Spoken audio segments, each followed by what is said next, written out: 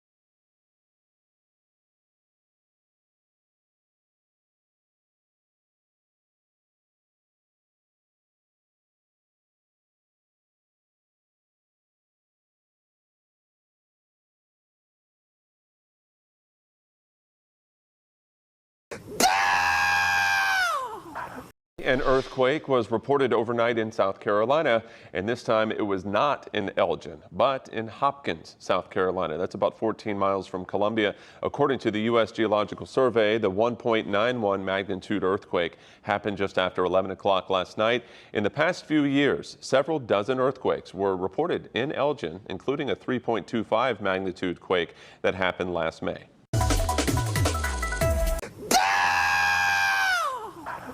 massive tree falls in the San Fernando Valley, crushing cars parked on the street. It's a sight we're seeing all over Southern California after this latest storm. And KCAL's Nicole Comstock is live in Valley Village to show us the damage that these giant trees are causing. Nicole. Well, Pat, we've seen huge trees like these ones uprooting in the rain early this morning, tearing up sidewalks with it. Thankfully, no one out here in this Valley Village neighborhood was hurt, but a couple of cars out in this neighborhood, well, they're not going to make it. Watch in the top right corner of this security video as a massive tree slams onto the ground in Valley Village, lifting up a giant chunk of sidewalk and crushing two parked cars. I'm assuming it's totaled, but we'll see. Brian Otto is in pretty good spirits, considering the Chevy Malibu he just bought 2 years ago took a beating from that big old tree trunk. Nobody's hurt. That's the most important thing at this point, Nothing I could do about this now. So what happened, happened. And what happened here to Charlotte, the 2003 Eclipse Spider, happened all over LA during this super soaker of a storm. Here's a giant tree that fell onto a car in the South LA area, and yet another tree that fell onto a home in Montebello. This toppled tree is so big it's hard to tell from the air exactly how many cars are damaged underneath. It's a stark reminder of what climate scientists have been warning, that our current drought has left our soil in SoCal critically dry, so a lot of rain in a short amount of time, exactly like what we got late Monday and early Tuesday, left a lot of trees in dangerous positions. And we heard it happen, so we all came rushing outside just to see what happened and realized that it hit the cars, and then we came over and made sure that nobody was in any of the cars. All afternoon, cleanup crews have been buzzing all over town, chopping up tree limbs to clear the roads. But the cleanup crews didn't come away from this storm unscathed either. This ServPro truck came to Pasadena's Playhouse district to get things in order when another big tree fell right on top of it. And one neighbor out here tells us this tree hasn't looked so hot for the past year or so, and that he's complained to the city about it, so he wasn't surprised to see it fall out here in all this rain. Reporting live in Valley Village, I'm Nicole Comstock, KCAL News. Afternoon with new details about that weekend murder-suicide in High Point. 5 people dead, including 2 children. High Point police held a news conference this afternoon where they shared that information. WXII 12's Maria DeBone was there. And Maria, what can you tell us about this? Well, Lindsay, officers responded Saturday morning to a home on Mossy Meadow Drive. When they got there, they said they found 2 people outside who escaped and said they needed help. In my 27, pushing to 28 years at this police department, we never had anything like this happen before. High Point police say there are questions they'll never be able to answer as they investigate a murder-suicide that left 5 people dead. Police say Saturday morning, Robert J. Creighton Jr. shot and killed his wife, Athalia Creighton, and their 3 children who were ages 18, 16, and 10.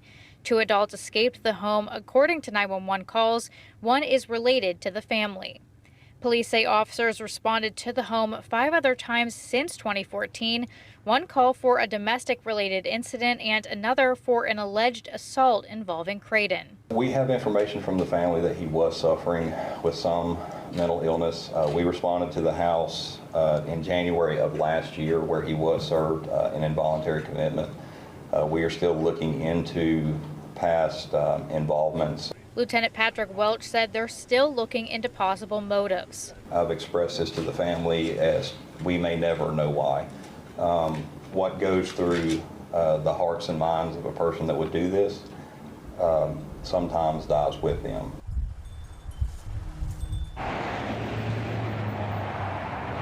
And Guilford County Schools tells us that the 18 and 16-year-old victims were students at Ragsdale High School and that the 10-year-old victim was a student at Union Hill Elementary. And both schools, they say, will have crisis teams there throughout the rest of the week. In High Point, Maria DeBone, WXII 12 News.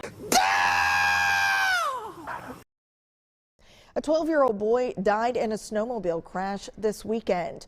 Wabasha County Sheriff's Office says Blaze Leland Himley was killed when his snowmobile hit a tree. It happened in the rural area about 15 miles west of Kellogg. There are few corners of the massive state of California not feeling the impact of the relentless line of storms that have been hammering Golden State residents for days, leaving at least 17 people dead. The latest wave hitting overnight and this morning, collapsing hillsides, submerging bridges, washing away roads, amid some 300 reports of flooding during the last 24 hours. 21 million people, more than half the population, under flood alerts tonight, while there are winter storm warnings for heavy snow in the mountains to the east. The next round of rain expected to hit tomorrow, shifting its bullseye from the Los Angeles area to Northern California. An extreme weather pattern from drought to deluge, symptoms of a changing climate. Miguel Almaguer starts us off tonight from Los Angeles. And Miguel, the ground must be totally saturated by now. Lester, the ground out here is so saturated, and the storms that hit central and southern California were also incredibly violent. You can see the road behind me. It buckled open. I want to show you video from our drone overhead. It captures not one, but two vehicles in that sinkhole 35 feet deep. Now, incredibly, everyone in those cars made it out alive, but after a series of violent storms like this one, not everyone's been so lucky. As a new monster storm barrels across every major city in California again, we're seeing more water rescues, flash flooding, and mudslides unfold. These disasters killing at least 17, also shredding apart new sections of the state. It was like 2 feet of mud and water coming down the street and out of the houses, so it was pretty scary. This time, California's historically sunny cities, Los Angeles, Santa Barbara, and Montecito, were lashed with a biblical deluge. As mountains crumbled toward the sea, sinkholes opened up in L.A. Firefighters lifting car passengers from the underground crater. The historic storms washing over cities from San Francisco to San Diego are literally redefining the state. Cracked and crumbled, California's battered coastline is perhaps as dangerous as it is beautiful. Some of the state's most iconic properties are also some of the most vulnerable. Montecito, an enclave to the rich and famous like Ellen DeGeneres, this is crazy, is still under citywide evacuations as authorities fear the return of deadly mudslides. Notable cities since the start of the new year are all drenched in rainfall, running well over 100% of average. It is right up there with some of the most extensive rainfall we've seen, definitely in the last 80 years. From drought to downpours, California's swing from extremes comes as a new report confirms last year's annual precipitation in the U.S. was more than 1.5 inches below average, making it one of the driest years on record. But another punch is to the wallet. Disaster costs for 2022 easily exceed $165 billion. Climate change is warming the whole planet, and that includes the atmosphere and the oceans. What that means for us is that the atmosphere is able to hold more moisture, so these storms can be bigger. Tonight, our changing planet as our new normal becomes even more extreme. Miguel Almaguer, NBC News, Los Angeles. New at noon, we want to take you to this story out of Georgia, where we've learned that a child was hit and killed this morning chasing after a school bus. This happened in Statesboro, that's in Bullock County. The coroner says the bus was turning into a subdivision, but the stop sign was not activated. The 12-year-old boy was chasing after the bus, thinking he had missed it when he was hit by a car driving in the opposite direction. The coroner says the boy died at the hospital. Go to some breaking news. As you see there, black smoke pouring from the engine of a Delta plane as it catches fire during takeoff. This at John Wayne Airport. Oh, that looks ominous. KCAL News reporter Michelle Geely is live in Orange County with the passenger who took that video. Michelle.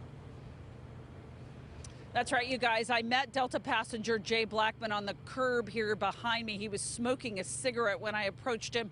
He was shook up like most of us would be after an aborted takeoff. Now, he tells me that this flight was full. It was Santa Ana bound for Atlanta. It was about to go up into the air. Jay was rolling video because of the steep takeoff at John Wayne Airport when all of a sudden there's a loud boom, a fireball and flames coming from the engine area. There are a few swear words on the video and then lots of dark smoke pouring from the wing. Jay Blackman had the perfect view. He says he has never seen anything like this before. The pilot slammed on the brakes and emergency crews quickly rolled to the plane to put the fire out.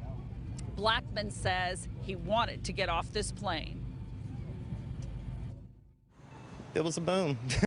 I mean, it was right beside me. You know, the rear of the engine was right beside me, so it was, yeah.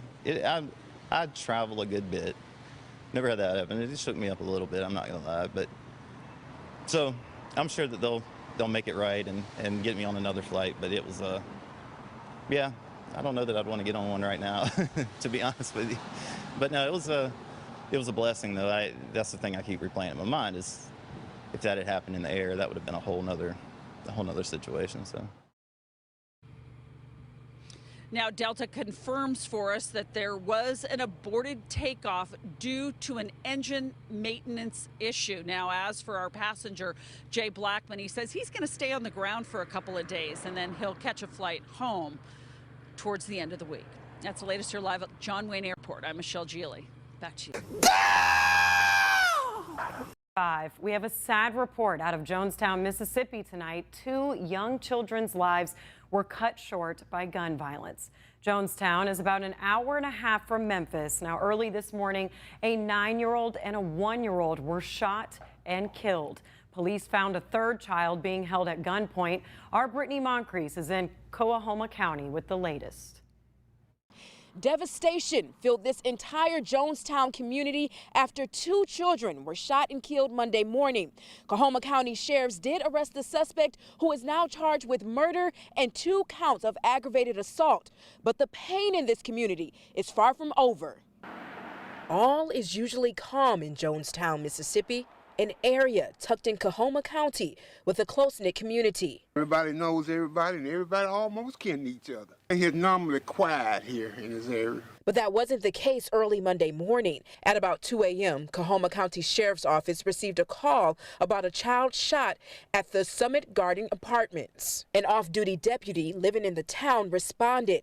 When the off-duty deputy and other sheriff deputies arrived, they found a man holding a child at gunpoint. Deputies were able to talk the man down and get the child to safety.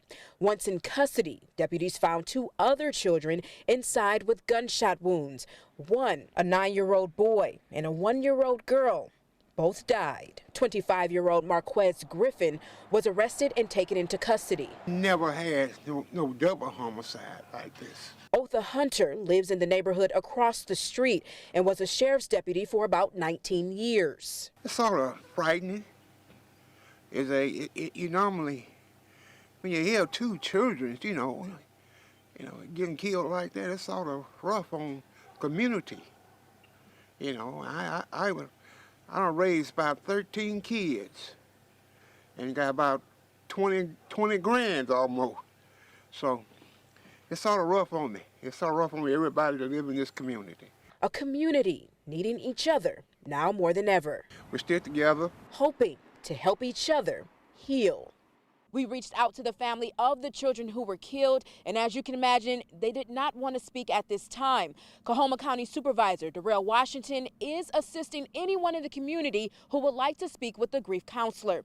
In Jonestown, Mississippi, I'm Brittany Moncrief.